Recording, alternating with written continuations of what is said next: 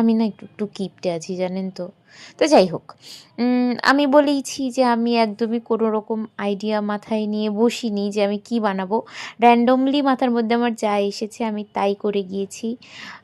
আর আসলে আমি আর্ট করার সময়ও এই কাজটাই করি, যে মাথার মধ্যে যা আসে তাই আঁকতে থাকি, লাস্টে গিয়ে একটা খুব সুন্দর হোক বা খুব বিচ্ছিরি হোক কিছু একটাতে দাঁড়িয়ে যাই।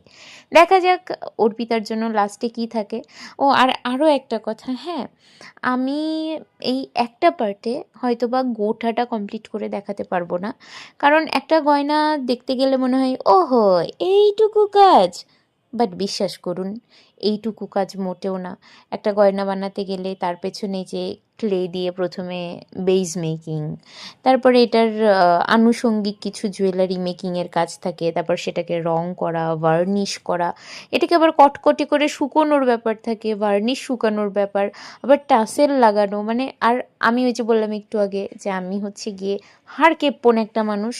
আমি কিছুই কিনি না, টাসেল ফাসেল আমি নিজে কিছুই কিনি না, সবই আমি নিজের হাতে বানিয়ে মানে ট্রাই করি। আর এটাই আমার করতে ভালো লাগে। তো আমি যেহেতু বলেছি নিজের হাতে গিফট দিব, তো আমি ট্যাসেল ফ্যাসেল সব নিজেই বানাবো। এই কারণে আমার না সময় লাগবে একটু, হ্যাঁ। তো আমি এক পার্টে আপনাদেরকে টোটাল জুয়েলারি তৈরি করে দেখাতে পারবো না। এখানে আপনারা দেখতে পাবেন যে আমি কিভাবে ক্লে দিয়ে বেসটা তৈরি করছি গয়নার। সেকেন্ড পার্টে আপনারা দেখবেন কিভাবে টাসেল সব মেকিং করছি আর কি, সেগুলোর একটা ভিডিও পাবেন।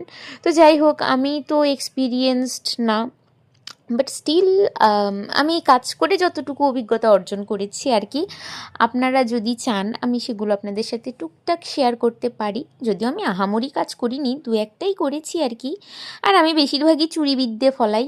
তবে আমার ঠাকুমা সবসময় একটা প্রবাদ বাক্য বলেন, চুরিবিদ্যা মহাবিদ্যা যদি না পড়ো ধরা। তো আমি এইসব চুরিবিদ্যা আপনাদেরকে শেখাতে পারি, ইফ ইউ ওয়ান্ট গাইজ। তো